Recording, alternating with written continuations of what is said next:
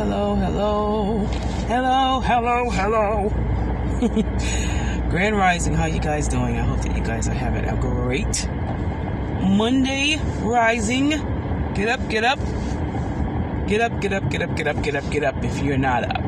But, you know me, I want to talk to you a little bit before I go in. I want to talk to you some more about our educational system, okay? Hands free, hands on the wheel, so don't trip, okay?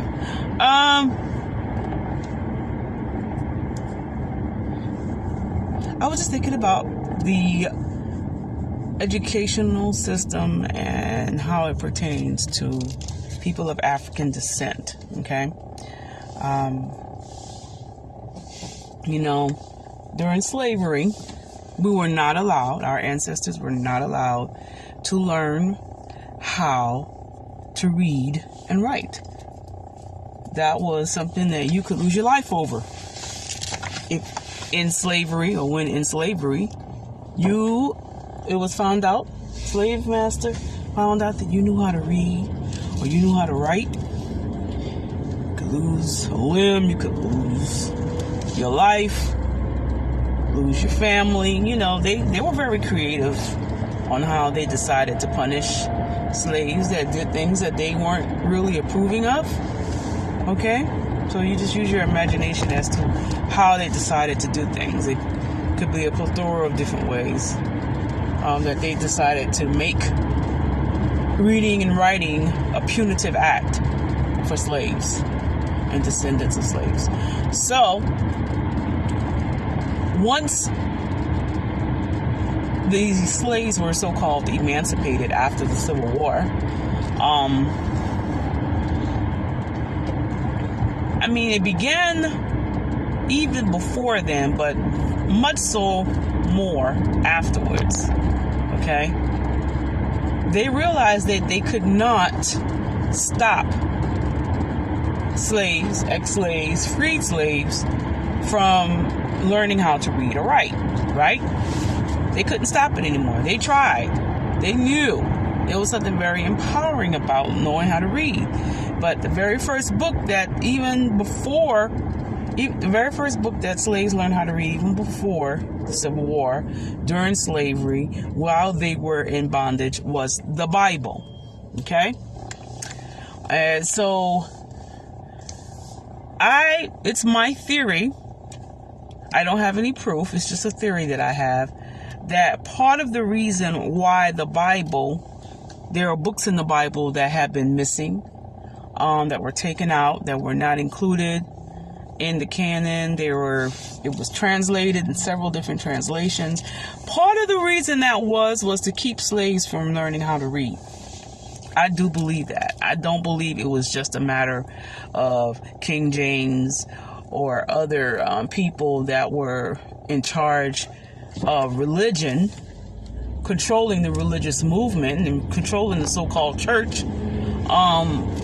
It wasn't just a matter of controlling that, but they didn't want slaves to learn how to read. So, okay, let's translate it into a language they don't know yet.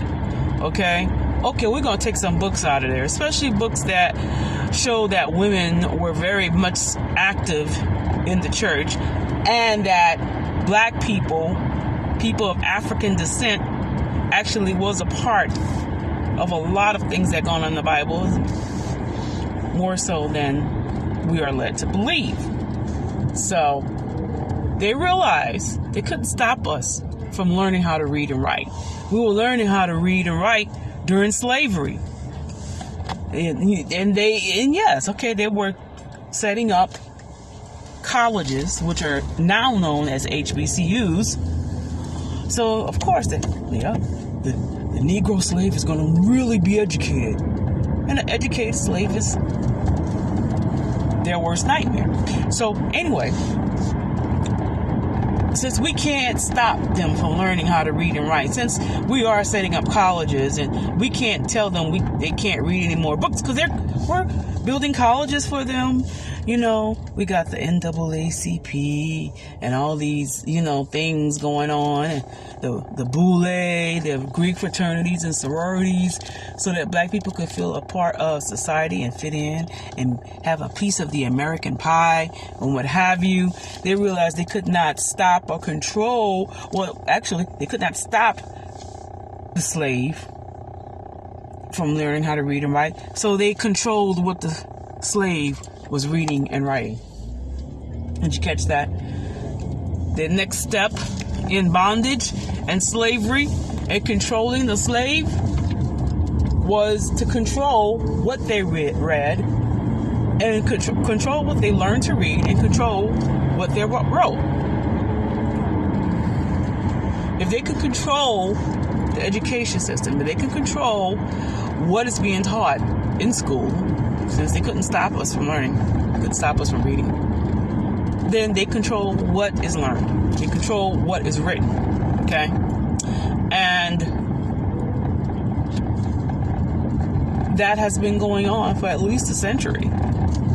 You know, we get all excited because there are HBCUs. We get all excited because, you know, little black children can go to school and blah, blah, blah, blah, blah. And we get all excited about attaining all these degrees and whatnot. But you have to ask yourself, who controls the educational system? It is not black people. It's not black people.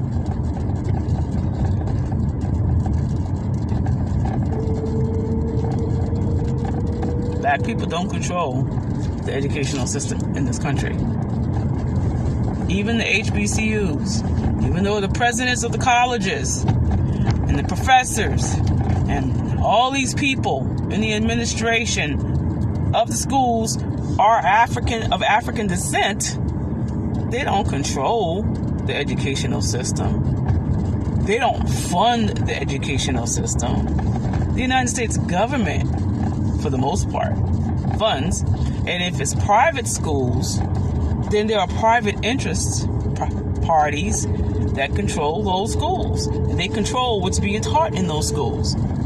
So it's still an agenda and a narrative that's being pushed to this day, you know, to control what they learn and control what they read and how they write.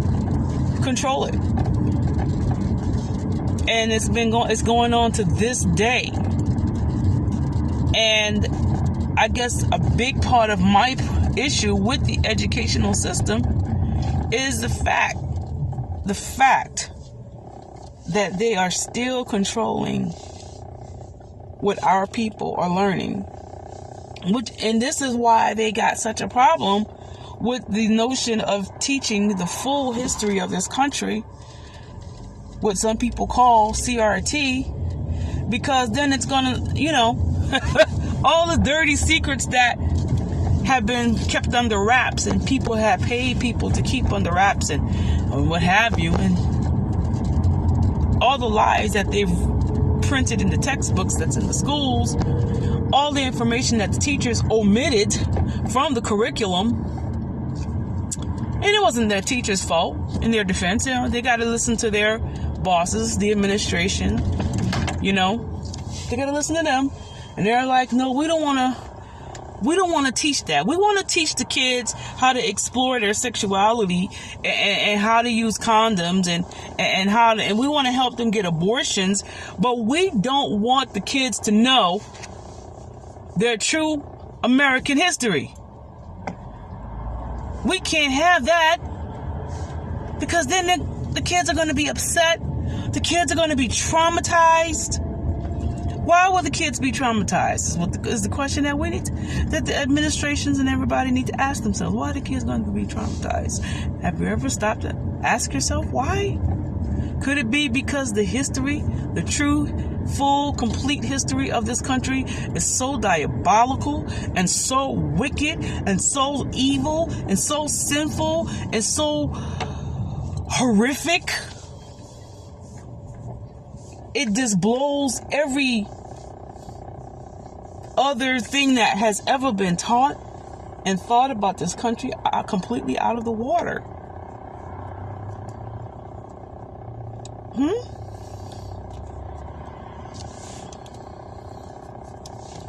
Control what they learn, control what they read, control what they write. And it's still going on to this day. They've done it with the textbooks in the schools. They've done it with the textbooks in the colleges. They've done it even in the seminaries, in the theology schools, in the Bible schools. Hey, you know what? A lot of that, most of that is butchered material that you're learning. And you have to. If you want to get a complete, thorough, comprehensive education, you have to learn the art of doing your own research. You got to learn the research stuff. You have to learn how to really dig and find out certain truths about a lot of things. You know, yep, there's this version which your teacher taught you. And then you need to go in and you need to learn for yourself what really happened. You need to really learn the part of church history called the Inquisition, where their form of evangelism included torturing people to believe how they believe.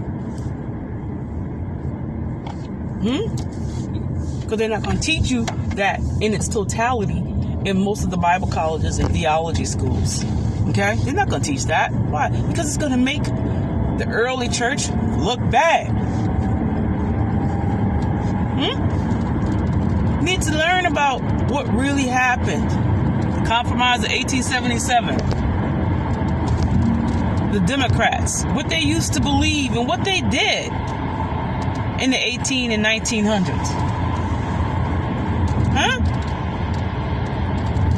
Not what they talk about, what they're doing right now and what they're saying they believe right now. Because then if you go back into history and you learn the history of the so-called Democrat and Republican parties, especially people of African descent, you really learn that thing, then you'll understand why they're doing what they're doing today. Everything old is new again. History repeats itself if you don't learn from it. You can't learn from it if it's not taught and you don't know about it. Control what they read and write. Even online today, censorship is at an all-time high. Okay? Control what they read and write. Control what people write on their websites. Control what people post and write on their social media accounts. What they post on their YouTube channels. Control what the people read online. Shut down whole websites that don't fit the narrative of what the government is saying is supposed to be the narrative. Control what they read and write. They're still doing that tactique to this day, except they're not just doing it to slaves. They're doing it to everybody now in the form of censorship. A lot of people, not just people of African descent, but people of all descent, are walking around slaves and they don't even know it. Slaves, 6-figure income, but you're a slave. You play professional football, live in a mansion, and make millions of dollars, but you're a slave. You got a fan base. Your record's in the top 10. You got a star on the ground with your name on it. But you're a slave. You're a mega church pastor. You've traveled all around the world. You mention your name, everybody knows your name, but you're a slave too. How? Because they control what you read and you write. If I'm wrong, prove me wrong. Prove me wrong. Y'all have a great day. Be blessed and be safe.